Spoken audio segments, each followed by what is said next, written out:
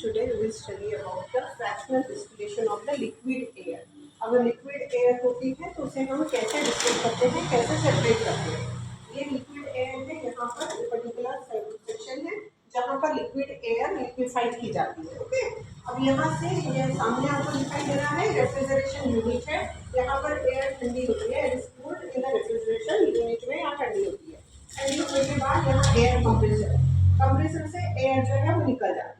अब ये जो लिक्विफाइड एयर है, लिक्विड एयर यहाँ से पास होती है और ये कहाँ आती है, ये फिल्टर में आती है.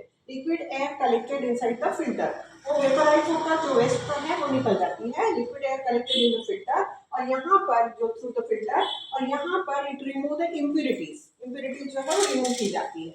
और फिर क्या होता है, यहाँ पर जो फर्नेस है यहाँ पर सबसे पहले बॉइलिंग चालू है और यहाँ जब बॉइलिंग शुरू होता है तो आप देखते हैं कि नाइट्रोजन गैस जो है वो बहुत पहले बॉईल होती है. क्यों बॉईल होती है? क्योंकि इसका लोएस्ट बॉइलिंग पॉइंट है. इसका लोएस्ट बॉइलिंग पॉइंट है -196 डिग्री सेल्सियस. तो ये जो पहले ज़्यादा जल्दी बॉईल होगा वही ऊपर जाएगा.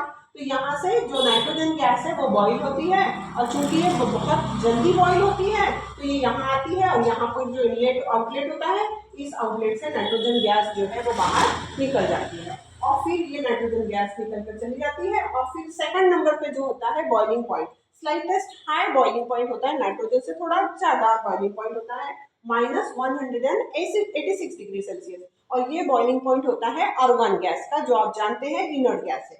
वो आर्गन गैस का उसके बाद का होता है तो वो फिर वेपराइज होती है तो सेकंड यहाँ से ऑलरेडी नाइट्रोजन निकल रहा है, यहाँ से आर्गन निकलकर बाहर आ जाती है और हम वहां से कलेक्ट कर लेते हैं. और सबसे कम टेम्परेचर होता है, very less temperature of the oxygen gas is there and that is -183 degree Celsius. तो यहाँ पर ये एयर जो है ऑक्सीजन गैस निकलती है और फिर वो इस ऑक्सीजन गैस को फिर लिक्विफाई करके लिक्विड गैस जो होती है इसका हाईएस्ट बॉइलिंग पॉइंट होता है -183 डिग्री सेल्सियस. तो कहाँ रह जाती है? At the base of this particular tank. ये टैंक के अपर पार्ट से नाइट्रोजन निकल कर चली गई है, आर्गन मिडल पार्ट से चली गई है और लोअर पार्ट मतलब जो बेस पार्ट होता है वहां पर हमें क्या मिलता है, हमें वहां पर लिक्विफाइड रूप में ऑक्सीजन मिलती है. और प्योर ऑक्सीजन हम कलेक्ट करते हैं और उसके बहुत सारे यूजेस है, जैसे ऑक्सीजन सिलेंडर और बहुत सारे हमारे इंडस्ट्रियल यूजेस के लिए भी काम में लाया जाता है. So this is the technique of the fractional distillation of the liquid air.